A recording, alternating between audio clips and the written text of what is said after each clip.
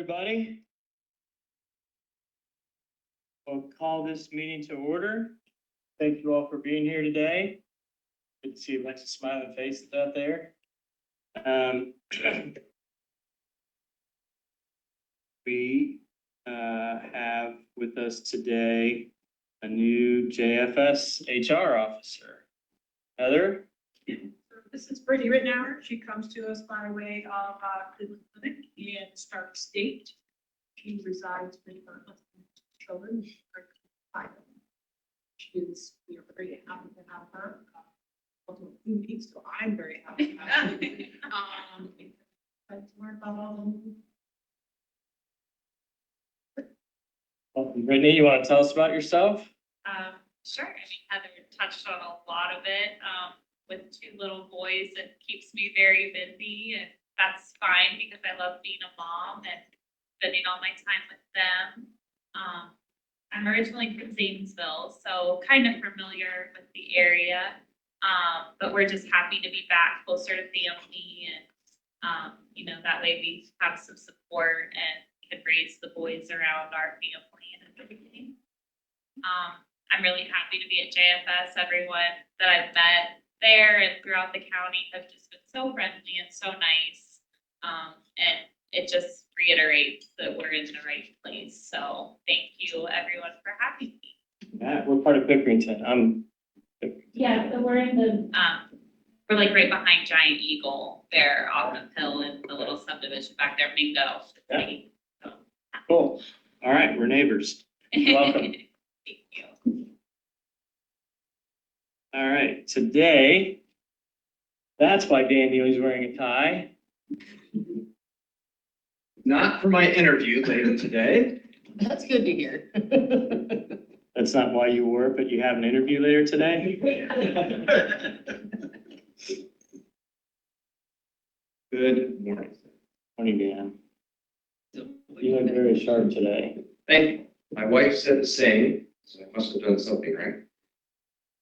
Okay, I've got little baseball bats there, because it is baseball season, and I know we've got some, what are we wearing today? I don't know that I would acknowledge red skin. We are firmly seated in the backside of that division, so thought I would, theme it a little bit around baseball, but this is an IT update for you all that might not know me. I'm the IT Director for Fairfield County. So just bringing some high-level information about what we have going on. And let's start with some of what I wanted to touch on. So in the on-deck circle, we're talking about some of the new locations and major capital projects. When we hit first base, just want to roll through a little bit about our staff and some of the partnerships we have. Getting to second, we're talking about Windows 11. And then as we round third base, I enjoyed playing third base when I was in Little League. Security and disaster recovery initiatives. And then finally, when we reach back to home, we're talking about some of the access control and security camera situations. Okay. New locations, capital projects. First of all, thank you, John Coaches.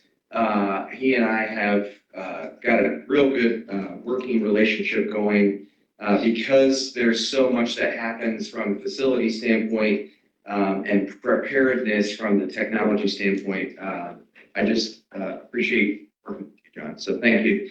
As many of you know, we've got Sheridan Center, which will have a major remodel going on, as well as the Workforce Center. And getting in early with those things is important from a technology standpoint. And we are there as much as we try and keep up because things go quickly. Next, wanted to hit on some of the staff that we have. We are a young department, at least for working in Fairfield County. We have, myself included, along with 4 others, 3 or more years of service with Fairfield County. And then we've got a couple folks that are less than 3 years, and that's Alex and Greg. So we have had some new folks start in 2025 as well. We've got Donna and David, both of them are on our service desk.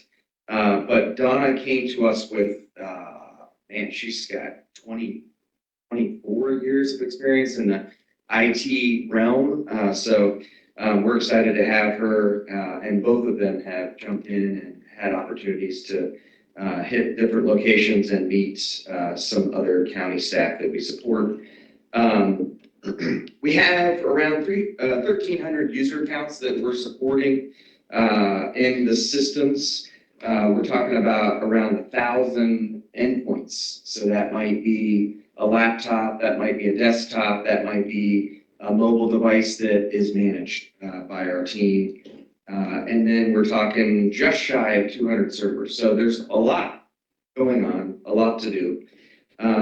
But we are able to accomplish and keep things running, made in part by the support from the commissioners. We've been able to have some strategic partnerships with some companies that we've started over the last few years. And those, I use the term force multiplier. It allows, our team that is X size to do just that much more and be able to do it well, because really we've got some great partners. So those folks, they have an expertise across a wide spectrum and allows us to push forward with systems and technologies that we wouldn't necessarily be able to utilize. So expanding what it is that we can do. Moving on, I just wanted to touch on Windows 11. The deadline for Microsoft is October of this year, wherein they will no longer support it. And the key there is they're not going to be putting out security patches. So it's immediately day one, there's going to be an exploit that is not going to be patched. So it's important for us to stay up with that, and using one of those strategic partnerships. We've been working with them, and we are well on track to be able to have this knocked out by early summer. So I'm happy and pleased to be able to report that. And we've got, like I said, around 1,000 endpoints. Around 800 of those would be the devices that we are needing to get upgraded to Windows 11. So, Can I ask a question about that? yes, sir. Right.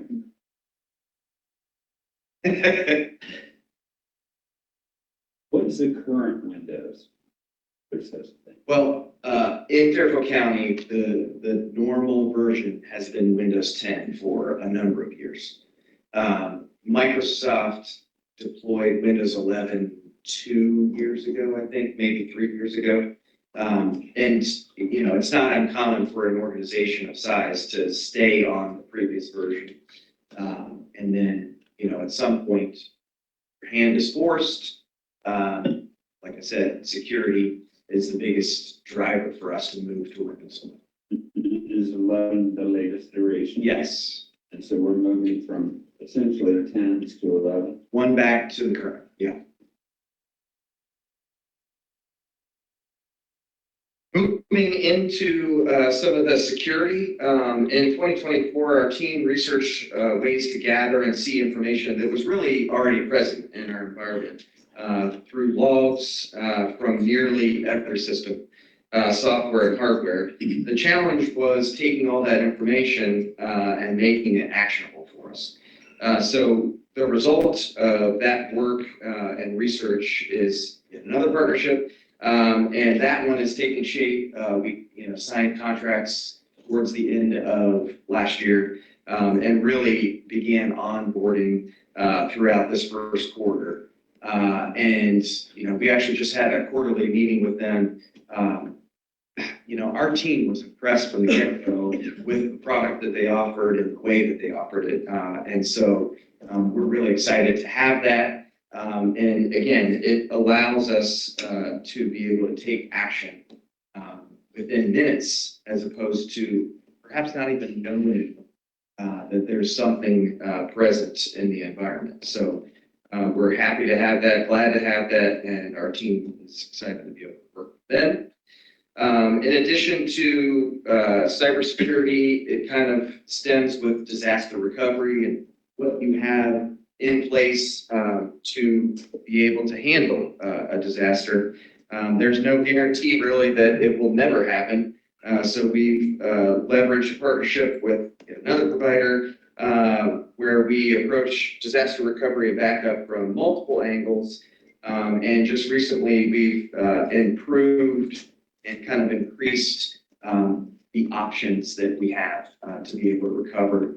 One of the big things is being able to separate the data that you're backing up, having it be separated from what is live data, so that if the live data became corrupted for some reason, we would have something that didn't get corrupted to be able to restore. So we are in a much better place. When we talk about disaster recovery, the things that we need to think about are recovery point objectives and recovery time objectives. I am happy to talk through any of those with any department head, elected official. How far back do we need to get to, and how quickly do we need to get that information back if it was to move on. So again, happy to discuss those things with anyone as they see time. That would allow us to be more planful in what we're doing and what we're backing up and how much we're backing up and all that. So moving along, trying to stay brief here, security cameras and access control. This project we're close. So this was a project to migrate security cameras into a new cloud-based system. And we're upgrading security and equipment of the access control system that is present in all of our 20-some facilities across the county. Just some numbers there. We moved over 280 cameras.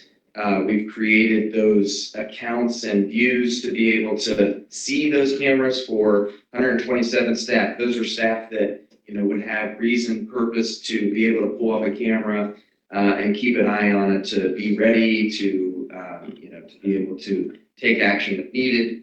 And again, we've replaced quite a few readers across the county.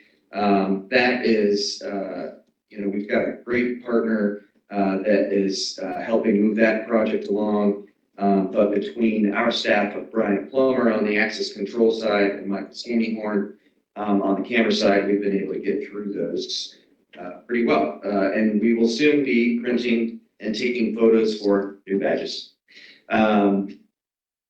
Moving right along, just a couple things that I feel like are worthy of mention. One, there are some departmental IT or technical staff in the departments. So thank you so much to those folks.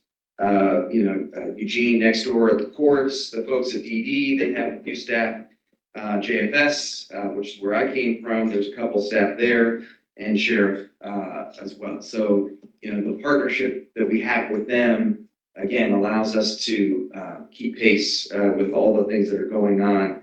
And we have had some opportunities to get together and be able to connect with one another, so it stays a partnership and we don't begin to diverge in terms of the direction that we're heading. Other things wanted to mention, we have moved some primary applications to the cloud.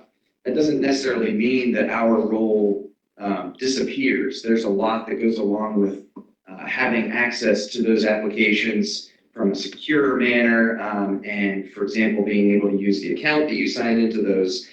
So we're, staying right along the departments that have those come up or that make that decision, and we're happy to help in that regard. Later in 2024, Jimmy, our service desk supervisor, implemented some surveys in our ticketing system to just kind of gauge how folks are, feeling about the service that we're providing. I pulled up a report and looked at all of those over the first quarter, and we're looking at, 90% satisfied. They're overall satisfied with the support from IT that they have received. That's pretty awesome. I am really thankful for Jimmy and his work on the service desk side and the staff that we have. They genuinely want to be helpful. So I am proud of that. Some of the things that, we're kind of looking at and are somewhat hot off the presses.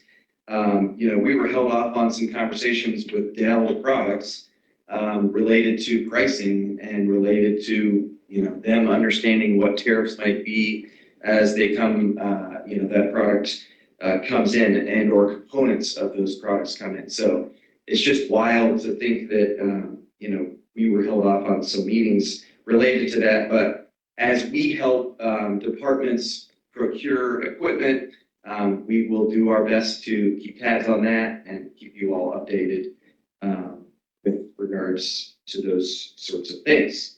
Outside of that, I'm happy to answer any questions and listen to any thoughts that anyone might want to share with me. I like the cool theme you put together today.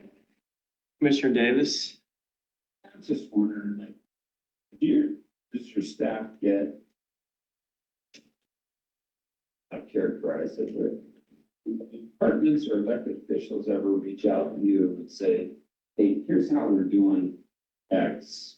Doesn't seem very efficient. Can you help us with a more efficient process for dealing with X, whatever that is? Yeah. What's the frequency of that kind of conversation? Not as often as I would like to spend time with. I would say that what oftentimes we see is someone in technology notices it, and whether or not they then take the opportunity to say, this could really be better, is, kind of based on what they're kind of into at that point in time, whether or not they felt like they had the time, resources to, sit and have that conversation. I have really committed myself this year to stay out of the weeds of what, of the wonderful staff that we have, doing the work, to stay out of that and to try and reach out to department heads and go on site. I was at sheriff's office meeting with he and his chiefs and to try and have those sort of conversations to find ways that, we could improve efficiencies and, utilize technology in a better way. I would say, a good example of that is Bev coming in with the auditor's office, and, some of the things that they're doing with ERP are awesome. And, I've been a cheerleader along the way as we've, introduced some of those things and kind of changed the way some of that's being done. Just one more comment. Here, I know that's going to be hard because it's like you're always going to get sucked into the text. Yes. But I just think that you're reaching a point where catch up and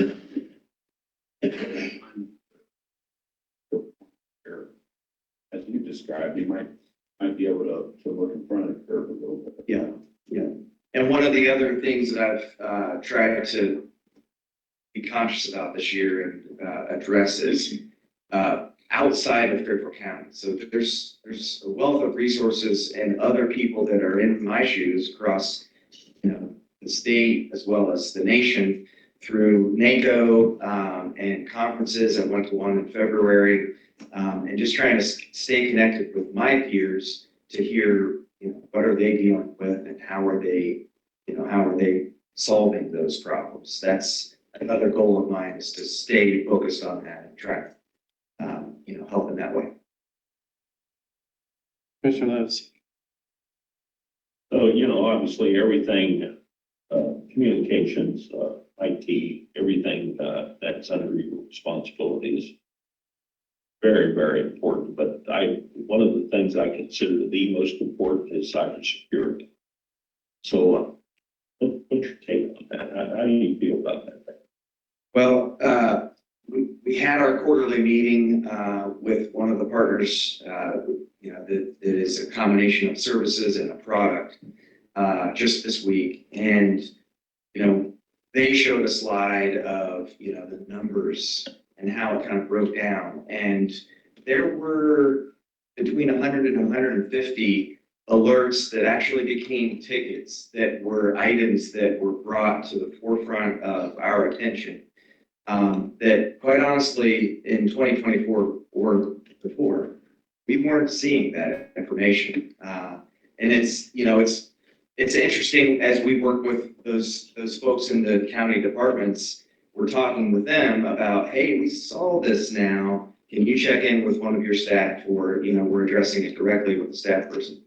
We just have so much better information at our fingertips, and we can take those actions so much quicker today, even as recent as, November of 2024. So we're in a much better place, but I'm not going to say that it's never going to happen. So that's why we talk about disaster recovery, and we try and work on the backup side as well.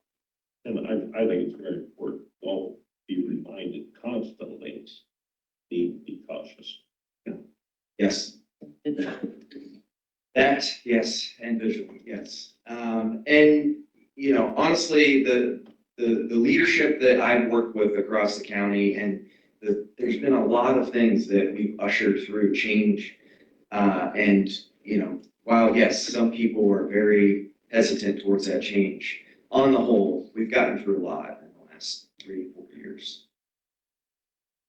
So, can you talk for a minute about how your team is preparing for artificial intelligence in the workplace? So between myself and Jeff Porter, we're trying to look at it from a policy standpoint, and what we want to, how we want to approach that. Right now, we are making our best attempts to keep people from utilizing something like DeepSeek, because I mentioned my peers across the nation. There was a pretty good thread about why we shouldn't be allowing that. So we've kind of blocked that from you can't even get to it on county systems. We've also been looking at what tool sets might be available to us at a cost, and whether or not that cost was prohibitive to the county or not. The initial was, wow, that is prohibitive. And so, how do we pare it down? Who really needs access to that?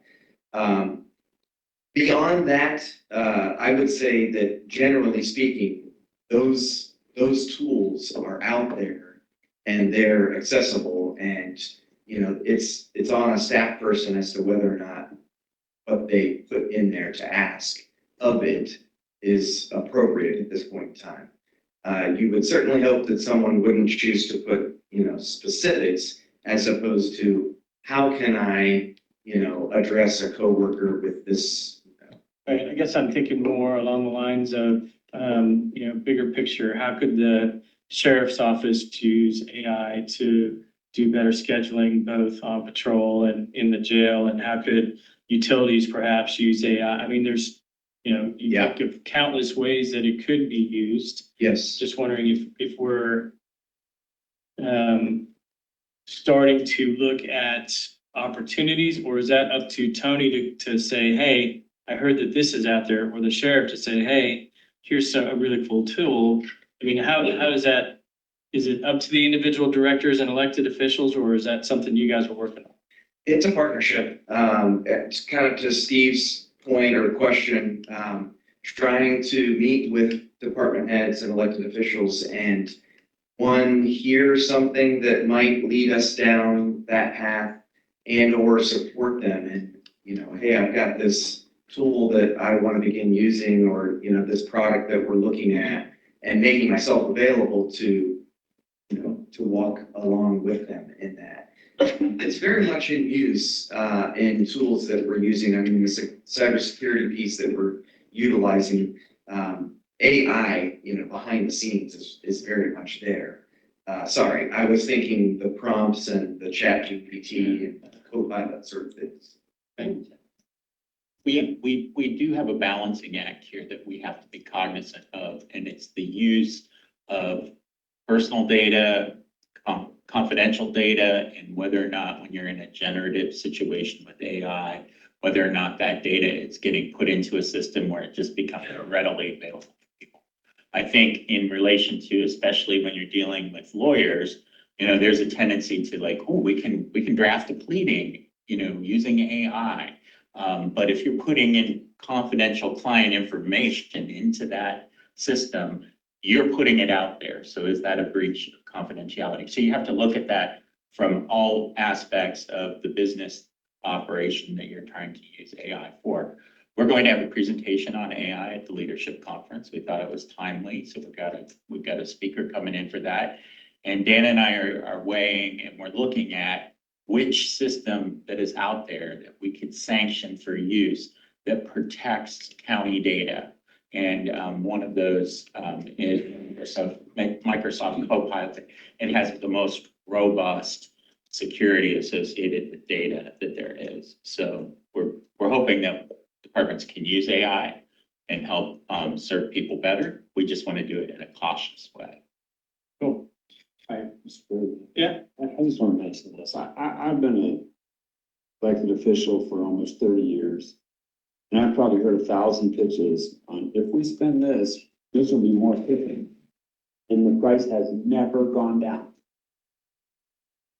I mean, think about like when we got computers, oh, this is gonna be great. And just, pricing. And so I just throw that in there somewhere. If we're going to do this, tell me again, the price is gonna come down after we do. Dan, just want to say that, looking back when you started here and kind of the situation that you walked into and where you are today, you've done a really nice job of, retooling the entire team and retooling the entire infrastructure of our technology in the county. And, we sit here in this office and, see 20 or 30 people that work here and think, that's not a big deal. But when you put the numbers up there, the number of people that you're interacting with and the number of pieces of technology that you're responsible for, it's a pretty big deal. So just wanted to thank you for the great work that you and your team are doing and encourage you to keep pushing. Thank you. It is not without the support of many of you all. Thanks, Dan. All right, we are ready for public comments. If you'd like to address the commission, please step forward to the podium, state your name and address, and limit your comments to 3 minutes if you would, please. Good morning, Ray.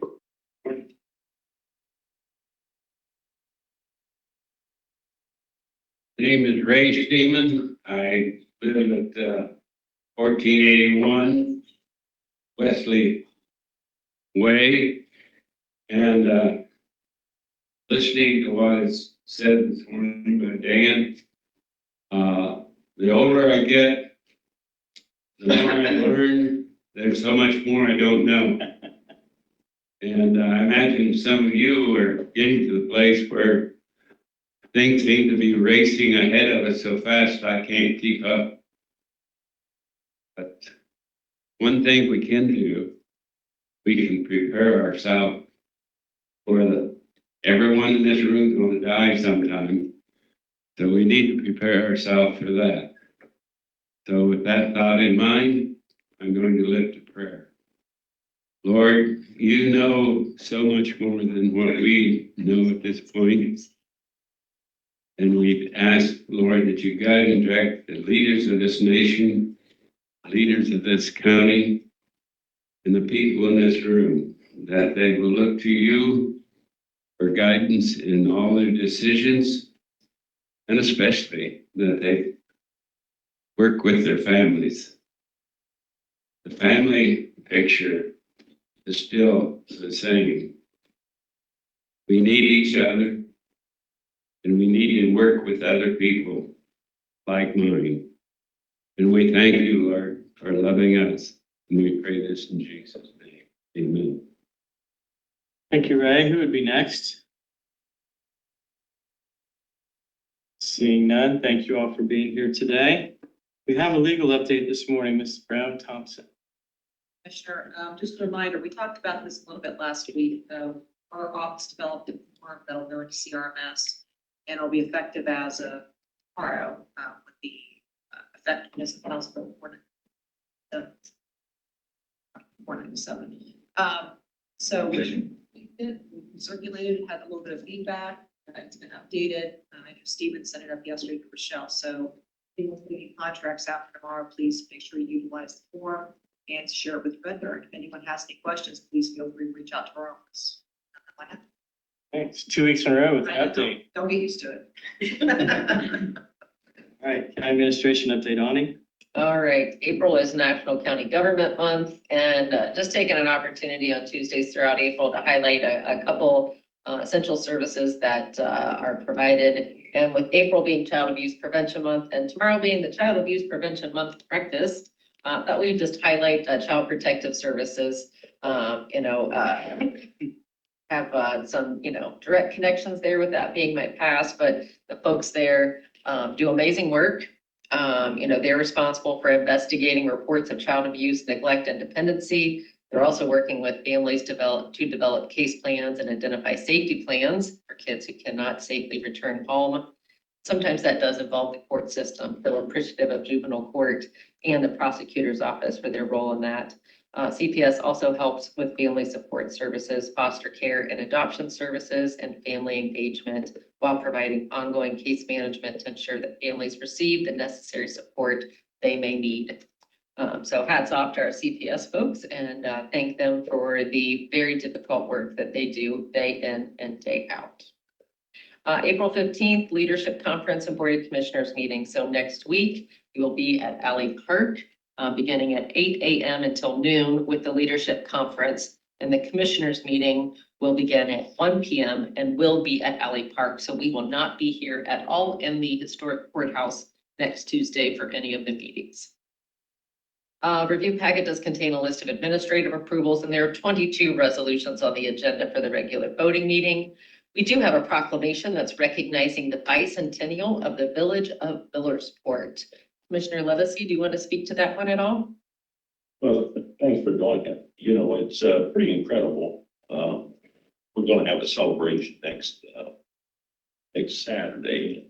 We have several proclamations coming from the governor and both the U.S. senators and others. But 200 years, that's I don't think in that 200 years, Northport's actually grown all about the same size. But which is okay. But it was founded because of the Ohio Canal. The Ohio Canal actually ran right through Millersport. Just before you get to there, it was called Deep Cut. That was actually the deepest cut of the whole canal system. So it actually slowed the opening down considerably because it was all done by mules, shovels and picks and so on and so forth. I wasn't there to see how it happened, but I can only imagine that it's a pretty game to celebrate 200 years. Wonderful. Happy to do that.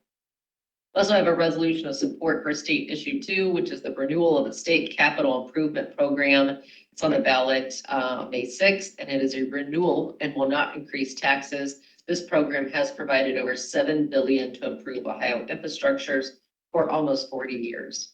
Facilities has a resolution to approve 2 addendums to the lease agreements with the Ohio Department of Public Safety for BMV space at the One Stop building. I believe this is just extending the term. Is that correct, John? There's a slight change with One Stop. We did request and receive an increase. Oh, yes. Yes. We have to be very planful about how we go. Sorry. Said the price went up? Yeah, so we have to be very planful with our timing of that. So John and I both calendared that to make sure that we were getting them that information in the time that they required. So thank you, John, for seeing that through. Regional planning has 2 resolutions on the agenda, one to accept the Chesapeake subdivision Milner Road improvements and one to approve the conditional acceptance of the Pine Hill Estates Section 2 subdivision. I think I see Holly. Anything to add? No, those are just normal acceptance. Okay, wonderful. No budget review for Bart? No budget. All right, thank you. And Rochelle, calendar review and invitations received, please. All right, thank you. The OCCO legislative reception is today at 5 p.m. at the State House Atrium. The Child Abuse Prevention Month breakfast is tomorrow morning at 8 a.m. at the Life Church Vineyard in Pleasantville. The Fairfield County 4-H Achievement Awards program will be April 10th at 7 p.m. at the Ed Sands building located in the fairgrounds. The following invitations were received. The 2025 Local Civic Speak competition is April 9th at 10 a.m. at Ohio University Lancaster. TCAO will host a regional legislative briefing on April 21st at noon at the Granville Inn. The Pickerington Public Library will host a community leaders luncheon on April 28th at 11 a.m. at the Grace Fellowship Church in Pickerington. And the unveiling of the link will be at the Wheeling Street entrance of JFS on April 29th at 3:30 p.m. And the Commissioner's Office received a City of Lancaster Board of Zoning Appeals notice of public hearing regarding properties that are owned by the county. The public hearing will be April 14th at 2 p.m. That is all I have. Speaking to that notification from the BZA, we did evaluate those two properties and did not have issues or concerns with the variance that was being requested. One was next to the soccer field property, and the other was at the rear of the Baldwin Center. All right, That's it. okay. Updates from elected officials and department heads. We're gonna change it up a little bit this week and start in the back. We'll go with Nikki and Chad from Soil and Water Conservation. You guys have anything you want to update us on? We just dispersed almost $190,000 to our farmers for the forage losses that they experienced due to the drought in 2024. Those were funds that the Ohio legislature came through with to make a match to USDA dollars that were spent last year.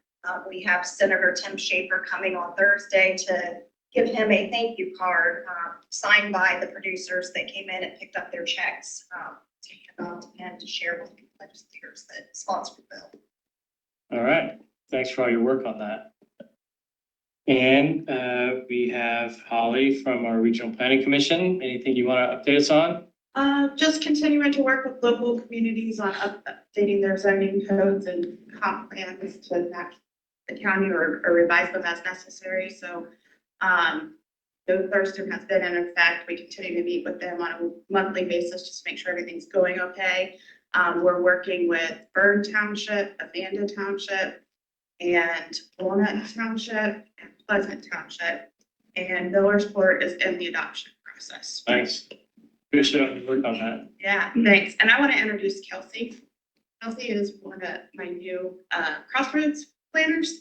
She comes from us from Delaware County. That's where I first met her, and has been working in both economic development and housing over the last couple of, 8 years or so. So she has lots of experience.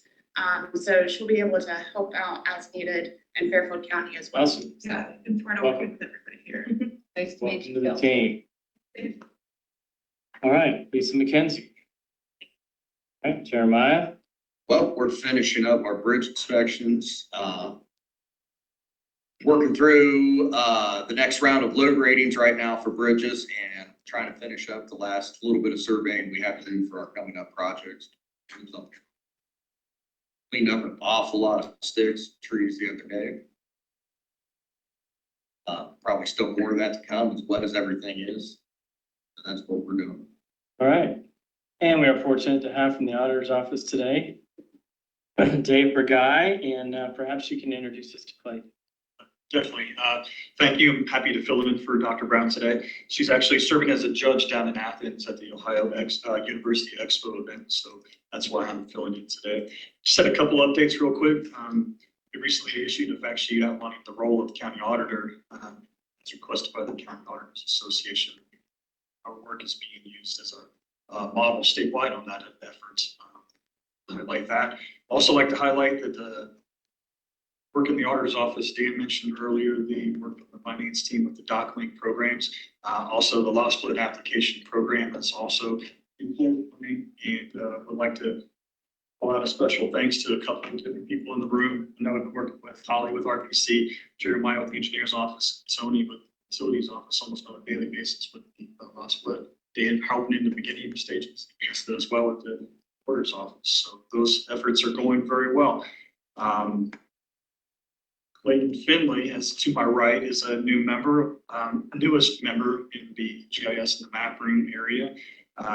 Clayton has recently graduated from the NACO Academy and where he was very successful in highlighting some of the work that we're doing in the auditor's office, including our strategic plan and highlighting those elements of that plan. Received some great accolades for his efforts with that program. I like to work with the strategic plan. So Clayton is with us, and I don't know if Clayton, you like anything.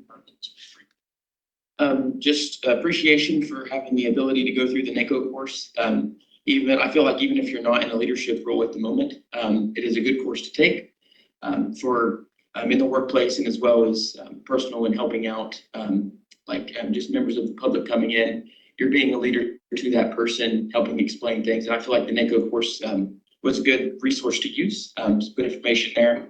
And the ability to kind of highlight our strategic plan. A couple of the people in the cohort that I was in was the legislation for Florida. So I was kind of able to highlight our strategic plan, and they actually reached out to Dr. Brown requesting some information just about the strategic plan. So I was thankful to be able to share that and hopefully just continue and continue to help the public and keep up our mission. Thank you. Glad you could be with us today, Beth. It's good to see you. Just by a show of hands, could people raise their hand if they have completed the NACO training? Because we're getting quite up there in numbers. Yeah, pretty awesome. It is pretty awesome. Glad you enjoyed it, Clayton. Thank you. Before we whip around the corner, Tiffany, I forgot to ask you if you had anything you wanted to update us on today. No, I don't have anything. Thank you. Okay. Tony? Just to again touch on what Dave said, kind of going back to what Steve was asking Dan. The lot split program was something that we worked with Dan and a lot of the group. An individual that wanted to split off 2 acres or whatever, they would get a blue form from our BC. They would take that to the engineer's office, get it signed off there. Take it to maybe map room next. They would take it to my office. Then they would take that blue form to the health department. So meanwhile, they're trying to just get their 2 acre lots. But now they fill out that online and every one of us can do our work without them physically having to bring this blue form for us to sign. So I know it doesn't get time saved, saves a heck of a lot of time and cost for public in that. And has changed. It's more efficient for me because I would have to take it from the customer. Then I have to figure out where they're at and then decide whether there's services there or not. So just wanted to add that to that. And I'll second that. It really is a game changer for the people out there as far as the ease of understanding what they need to do, let alone just getting. Cool. I will third that. Dave has been tremendous in that process. So thank you, Dave, for everything you've done. Yeah, good job. Thank you. Oh, you started a love fest, Tony. And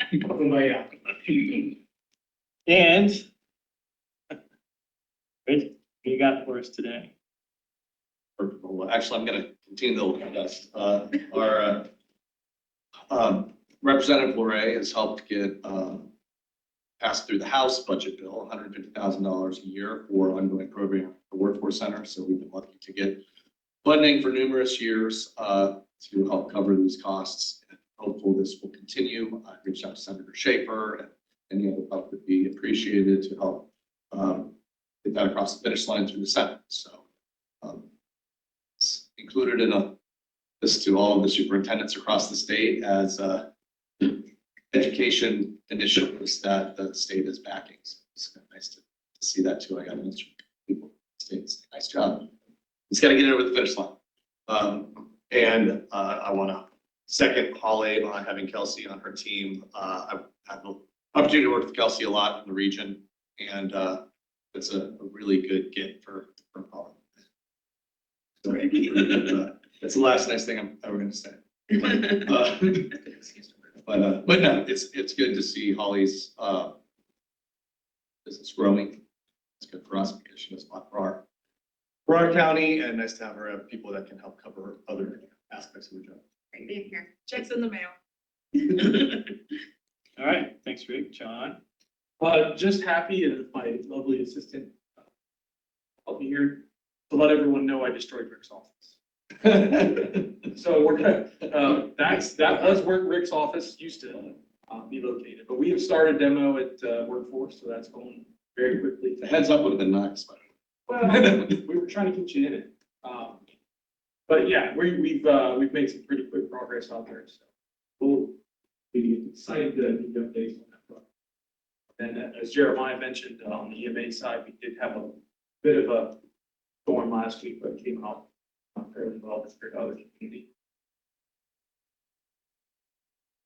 Did we have any tornado activity in Fairfield County? The weather service is not capable of doing field survey right now.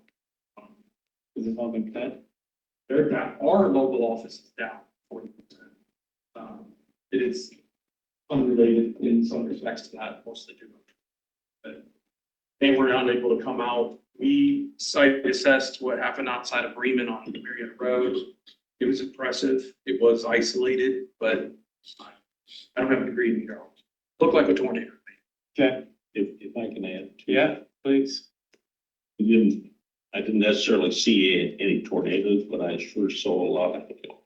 Big hail in Miller's. Hail. Big hail. I mean, unbelievable the damage.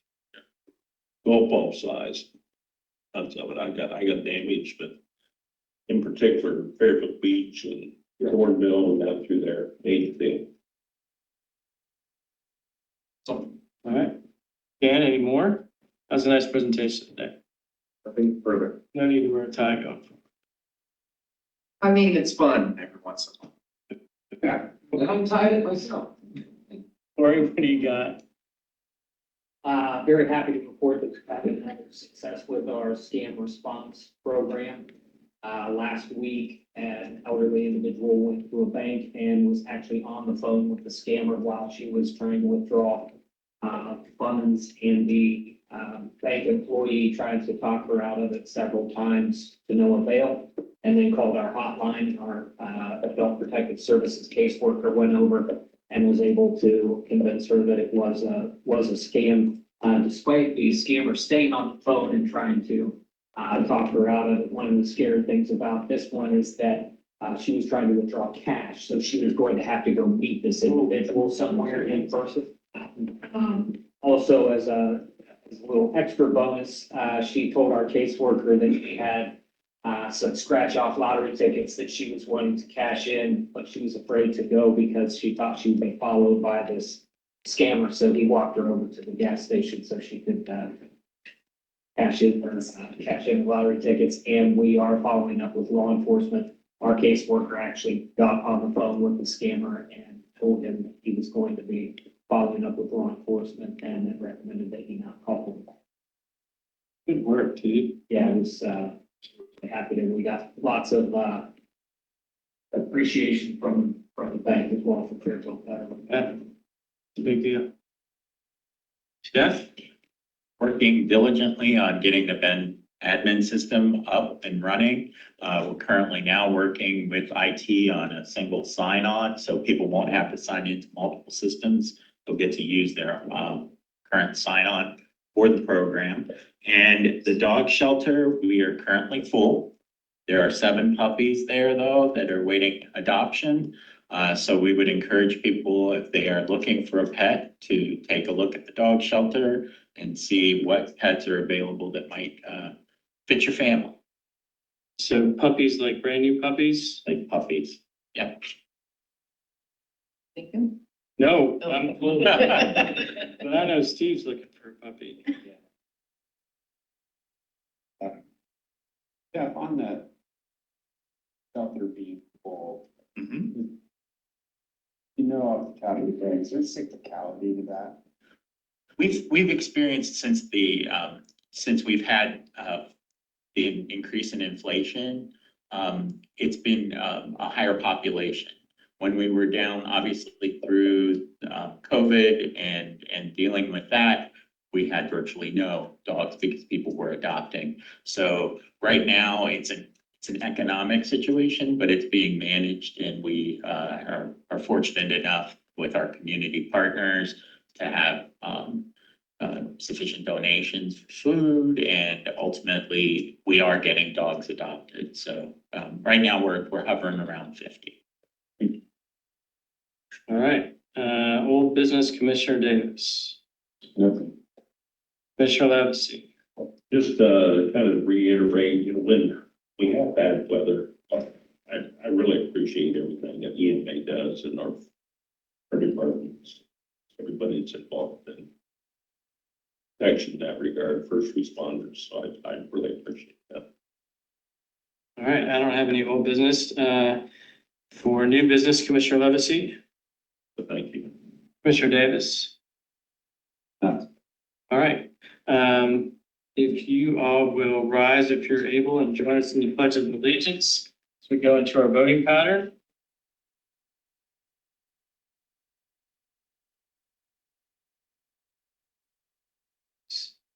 I pledge allegiance to the flag of the United States of America and to the republic for which it stands, one nation, under God, indivisible, with liberty and justice for all. Michelle, do we have any announcements? We have no announcement.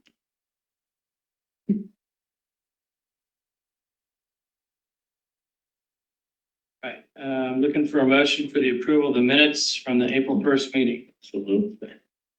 Any discussion? Hearing none. Roll call, please. Commissioner Levesey? Yes. Commissioner Davis? Yeah. Commissioner Fix? Yes. Minutes passed 3-0. From the Commissioners, Resolution 2025-4.8.a, a resolution authorizing the approval of a proclamation. Under Commissioners, I move resolutions A, B, and C. Any discussion? So I will take a moment right now and read this proclamation and present it to Commissioner Levesey. This is a proclamation recognizing the Village of Millersport on its bicentennial. Whereas the Village of Millersport is celebrating its 200th anniversary, and in 1825, same year that the digging of the Ohio Erie Canal began, an early planter by the name of Matthias Miller settled in the area outside of the then prosperous town of Monticello. And Mr. Miller had the idea to build a wharf along the side of the canal in the area just north of the entrance to the deepest part of the canal. This port for canal boats became known as Millersport. And canal trade increased and Millersport flourished. And at its peak, as many as 3,000 canal boats utilized the canal each year. And the town of Monticello ceased to exist due to its location on high ground, and the canal was abandoned due to the insurgence of railroad system and a major damaging flood in 1914. Yet the Village of Millersport remained a treasured home to many. Now therefore, the Board of Commissioners do hereby formally declare its respect for and recognition of the Village of Millersport in its celebration of its bicentennial.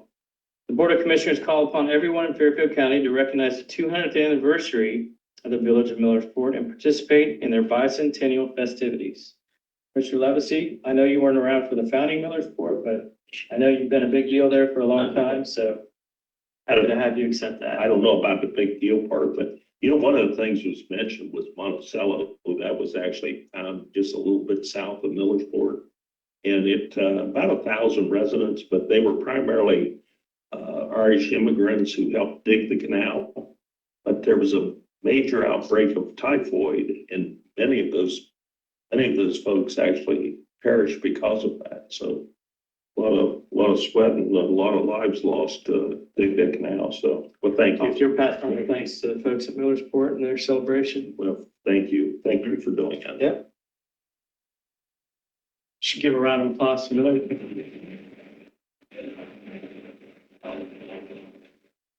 Any further discussion on H through C?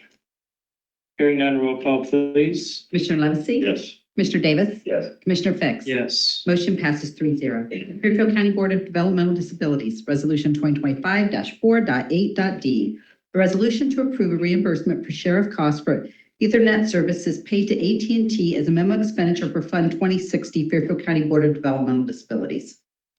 Under Fairfield County Board of Developmental Disabilities, I move resolutions D and E. Second. Any discussion? Hearing none, roll call, please. Commissioner Levesey? Yes. Commissioner Davis? Yes. Commissioner Fix? Yes. Motion passes 3-0. For the Fairfield County Clerk of Courts Legal Division, 2025, Resolution 2025-4.8.f. A resolution to appropriate from unappropriated and major expenditure object category for Clerk of Courts Legal Fund 2013 Computer Fund. So moved.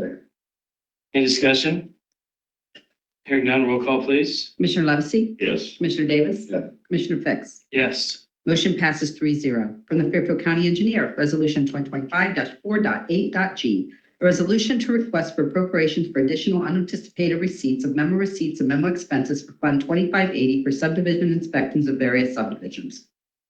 Under Fairfield County Engineer, I move resolutions G, H, I, J, and K. Second. Discussion. Subdivisions, taking care of the lift station at Buckeye Lake, the commissioners, the engineers, soil and water and utilities all worked on for those folks up there. Replacing some bridges, and then just area projects we're letting out for crack seal. Any further discussion? Thanks, Jeremiah. Roll call, please. Commissioner Levesey? Yes. Commissioner Davis? Yes. Commissioner Fix? Yes. Motion passes 3-0. From the Fairfield County Facilities, Resolution 2025-4.8.l. A resolution authorizing the approval of Amendment 4 and Amendment 2 to lease agreements with the Ohio Department of Public Safety. So moved. Second. Any discussion? Hearing none, roll call, please. Commissioner Levesey? Yes. Commissioner Davis? Yes. Commissioner Fix? Yes. Motion passes 3-0. The Fairfield County Job and Family Services, Resolution 2025-4.8.m. A resolution to approve a memo receipt and expenditure for Fairfield County Job and Family Services, Subfund 8056, reimbursing Fund 2018. Under Fairfield County Jobs and Family Services, I move resolutions M, N, O, P, Q, and R. Second. Discussion. Hearing none, roll call, please. Commissioner Levesey? Yes. Commissioner Davis? Yes. Commissioner Fix? Yes. Motion passes 3-0. From Fairfield County Regional Planning Commission, Resolution 2025-4.8.s. A resolution to approve final acceptance of the Chesapeake Milner Road Improvement Subdivision. Under Fairfield County Regional Planning Commission, I move resolutions S and T. Second. Discussion. Hearing none, roll call, please. Commissioner Levesey? Yes. Commissioner Davis? Yes. Commissioner Fix? Yes. Motion passes 3-0. From the Fairfield County Sheriff, Resolution 2025-4.8.u. A resolution to approve the purchasing of a gun by a retiring officer. So moved. Any discussion? Michael Myers. Wait a minute. I know. All right. Any further discussion? Hearing none, roll call, please. Commissioner Levesey? Yes. Commissioner Davis? Yes. Commissioner Fix? Yes. Motion passes 3-0. Payment of bills, Resolution 2025-4.8.b. A resolution authorizing the approval of payment of invoices for departments that need Board of Commissioners approval. So moved. Discussion? Hearing none, roll call, please. Commissioner Levesey? Yes. Commissioner Davis? Yes. Commissioner Fix? Yes. Motion passes 3-0. The next regular meeting is scheduled for April 15th at 1 p.m. at Alley Park at 2805 Old Logan Road in Lancaster. Any other business before the commission this morning? Please. I touched base with Donnie on this earlier. Just wanted to mention it. Again, if I previously mentioned it, but it was June 3rd and June 17th. I'm compromised in terms of being able to be here for those meetings. And when you mention it, that creates a situation where we have a scheduling problem. And I can either rework things on my end or rework things here. I just don't want it to come as a surprise and then a problem for getting things done that week. Appreciate that. I do not have anything scheduled that I'm aware of that would keep me June 3rd and June 17th, you say? Yeah. Yeah, good. Don't worry about me. I never leave.